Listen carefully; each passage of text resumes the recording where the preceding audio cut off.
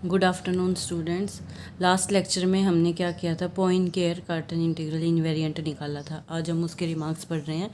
First remark में देखिए उसने क्या कहा था, invariants of Poincare Cartan integral may be placed at the foundation of mechanics since from the invariants it follows that motion of system obeys Hamilton canonical equation. ये क्या कह रहा है कि इन्वेरिएंट्स से क्या आ जाएगा कि मोशन ऑफ सिस्टम क्या ओबे करेगा, हैमिल्टन कैनोनिकल इक्वेशंस को सेटिस्फाई करेगा।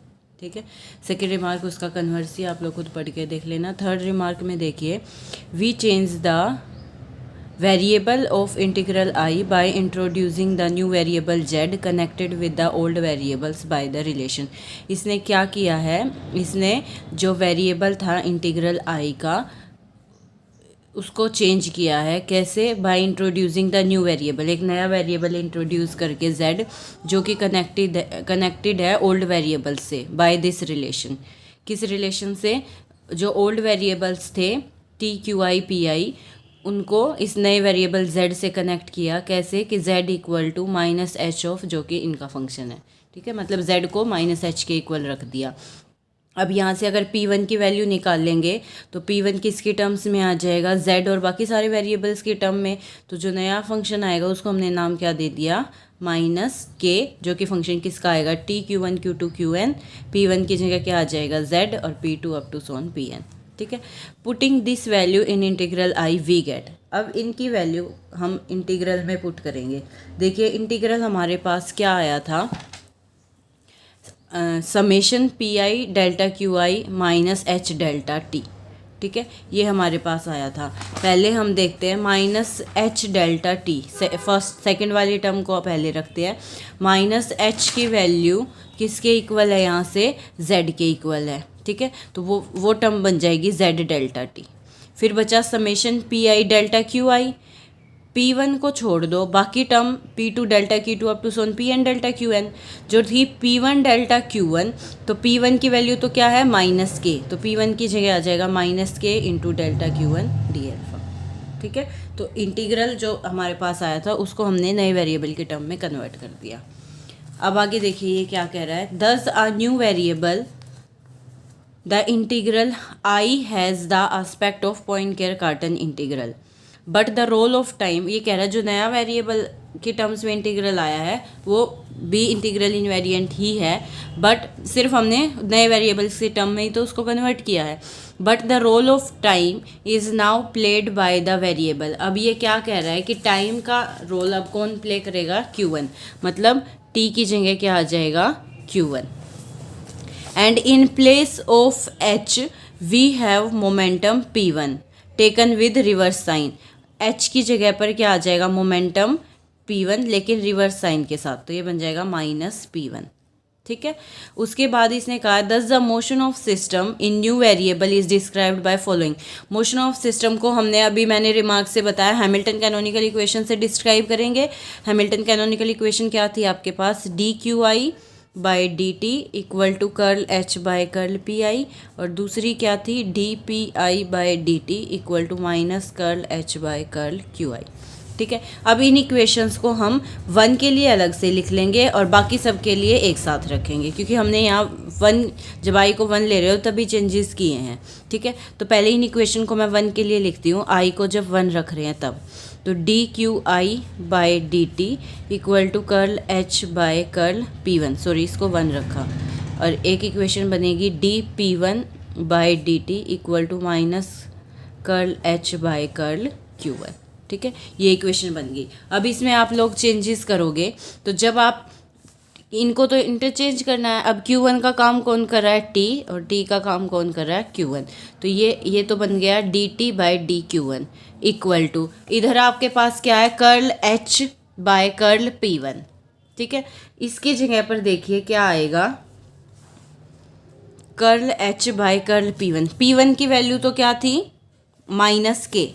देखिए क्या किया है, h को किससे रिप्लेस किया है, माइनस P1 से, और माइनस P1 किसके इक्वल आ जाएगा, k के, क्योंकि P1 को आपने किसके इक्वल पुट किया था, माइनस k के। ठीक है, तो माइनस P1 की वैल्यू क्या बन जाएगी, k। क्लियर है। तो अब इसमें हम वैल्यूज़ पुट करेंगे। एच की जगह पर अब हम क्या लिख देंगे, के। तो कर्ल एच की जगह पे क्या आ जाएगा, कर्ल के। ठीक है, बाय में कर्ल P1, P1 फिर से देखिए, P1 इधर से देखूंगी माइनस एच के इक्वल आएगा, और माइनस एच की वैल्यू क्या थी, Z। तो ये बन गया curl K by curl Z। तो फर्स्ट इक्वेशन आपकी इस तरीके से आएगी। अब सेकंड इक्वेशन देखिए, सेकेंड इक्वेशन इससे आएगी। अभी मैंने बताया P1 की जगह पे आ जाएगा Z, T की जगह पे क्या आ जाएगा, Q1। इधर से H की जगह पे आपका क्या आया था, K। तो ये क्या बन जाएगा, माइनस कर्ल K, और Q1 की जगह पे T। तो यही इक्वेशन बन जाएगी, curl Z by curl Q1 equal to minus curl K by curl T। ये दोनों तो आई को जब 1 रखा इन दोनों इक्वेशंस में तब आई है, बाकी इक्वेशन एज इट इज़ रहेगी। क्या, डी क्यू जे बाय टी की जगह बस Q1 कर देना है और H की जगह पर K कर देना, बाकी ये दोनों इक्वेशन सेम रहेंगे। ये जो दो इक्वेशन थी आपकी, देखिए जो फर्स्ट इक्वेशन थी वो D Q I by D T equal to curl H by curl P I. तो यहाँ पर क्या आ जाएगा, डी आई की जगह पे वेरिएबल जे ले लिया, तो D Q J by T की जगह Q1 आ जाएगा, और उधर से एच की जगह पे क्या आया था, के। तो कर्ल के बाई कर्ल पी जे। ऐसे ही ये सेकंड इक्वेशन है, इसमें आप ये चेंजेस करोगे, टी की जगह पे Q1 कर दोगे और एच की जगह पे के कर दोगे, तो ये इक्वेशन बन जाएगी।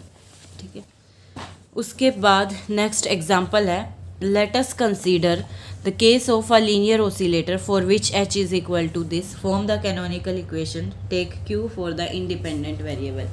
h आपको दे रखा है, आपको क्या करना है, q की वैल्यू निकालनी है। तो इसमें हम इसी एग्जांपल का यूज़ करेंगे। कैसे, z को क्या पुट किया था, माइनस एच। ठीक है, तो h की जगह पे यहाँ पर माइनस z रखोगे तो z की वैल्यू क्या बन जाएगी, माइनस, दोनों टर्म नेगेटिव आ जाएंगी, 2 को उधर ले गए, 2z ही आ गया। यहाँ से सोल्व करके हम p की वैल्यू निकाल रहे हैं, तो CQ² को भी उधर ले गए, फिर m को उधर ले गए, फिर यहाँ से माइनस साइन को उधर ले गए, तो p की वैल्यू निकल गई √ऑफ दिस। ठीक है, इसको सोल्व करके हमने p की वैल्यू निकाली in terms of new variable. अब P1 को तो आप किसके इक्वल रखते थे, माइनस के। अब यहाँ है ही एक p, तो p को क्या पुट कर दोगे, माइनस के। तो माइनस के की ये वैल्यू आ गई। ठीक है, अब अप्रोप्रिएट कैनोनिकल इक्वेशन, अब पीछे से आपकी जो अभी थर्ड रिमार्क से कैनोनिकल इक्वेशन कन्वर्ट हुई है, वहाँ से आपके पास आया था D T by D Q one equal to curl K by curl Z. एक ही क्यू है तो इसीलिए D T by D Q equal to curl K by curl Z. ठीक है, यहाँ से दोनों तरफ आप q के रिस्पेक्ट में डेरिवेटिव कीजिए, सॉरी z के रिस्पेक्ट में डेरिवेटिव करोगे आप, तो यहाँ से इस इक्वेशन को जब डिफ्रेंशिएट करोगे तो minus curl K by curl z आएगा। ठीक है ना, इक्वल टू क्या आएगा, √m तो एज इट इज़ रहेगा, पहले पावर का आएगा। ठीक है, तो वो बन जाएगा 1/2, और नीचे ये टर्म एज इट इज़, और वो टर्म क्या है, -√2z माइनस CQ²। ठीक है, और फिर z का करोगे तो -2 भी आएगा, 2 से 2 कट जाएगा, माइनस साइन से माइनस साइन कट जाएगा, तो curl K by curl z की ये वैल्यू आपके पास आ जाएगी। ठीक है, उसके बाद सेकंड इक्वेशन में dz बाई dq निकालना था, इज इक्वल टू क्या इक्वेशन थी, minus curl K by curl t। जो रिमार्क में पीछे इक्वेशन आई है वही लिखी है मैंने, minus curl K by curl t का तो फंक्शन है ही नहीं, तो इसलिए डेरिवेटिव क्या हो जाएगा, 0। तो z यहाँ से क्या आ गया, कॉन्स्टेंट, इसको नाम क्या दे दिया हमने, h। z इक्वल टू से माइनस h हमने ले लिया। ठीक है, अब यहाँ से हम क्या करेंगे, इस इक्वेशन से सोल्व करो आप, इस इक्वेशन से सोल्व करके t की वैल्यू निकालेंगे हम। तो देखिए क्या किया, dt बाई डी क्यू इसके इक्वल है, dq को उधर ले जाओ, तो dt is equal to dq, और बाकी ये टर्म एज इट इज़। ठीक है, तो dq इज इक्वल टू, नीचे से क्या किया हमने, √c कॉमन निकाल लिया, √c कॉमन निकाल लिया तो अंदर ये टर्म बचेगी। ठीक है, √c बाई m को w पुट कर दिया, तो ये 1/w बन गया, या ओमेगा कहो, 1/ओमेगा dq upon √of this term. तो यहाँ से t जब आप निकालोगे तो ओमेगा भी उधर चला जाएगा, तो ओमेगा t इक्वल टू, ठीक है, ये इक्वेशन इसी से ही आई है, इसमें dq को उधर ले जाओ और फिर √c/m को ओमेगा पुट कर दो और फिर इंटीग्रेट कर दो दोनों तरफ, तो लेफ्ट हैंड साइड तो ओमेगा t बन जाएगा और राइट हैंड साइड में इस टर्म का इंटीग्रेशन बचेगा, और कॉन्स्टेंट ऑफ इंटीग्रेशन हमने अल्फा ले लिया।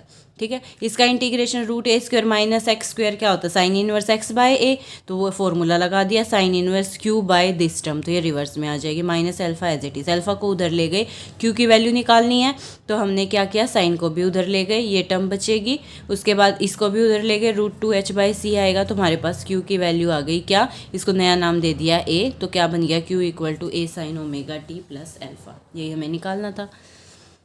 नेक्स्ट डेफिनेशन है जनरलाइज्ड कंजर्वेटिव सिस्टम की। A system is called generalised conservative system कब? If function Hamilton function H does not explicitly dependent on time. वैसे तो एच किसका फंक्शन होता था? T Q I P I का, बट ये कह रहा है एच को अगर हम एक्सप्लिसिटली टाइम पर डिपेंड नहीं कर सकते कि एच पर वो डिपेंड नहीं कर रहा, तो एच सिर्फ किसका फंक्शन बचेगा? क्यू आई का और पी आई का। इसका मतलब curl H by curl T किसके इक्वल आ जाएगा? जीरो के। तो इसका मतलब एच किसी कॉन्स्टेंट के इक्वल आ जाएगा यहाँ से, ठीक है। तो we call the function H as generalise, यहाँ पर हम एच को हम क्या कहेंगे? Generalised total energy. And the relation which does not contain Q naught and P naught and includes an arbitrary constant H, उसको हम क्या कहेंगे? उस रिलेशन को is called generalised integral of energy.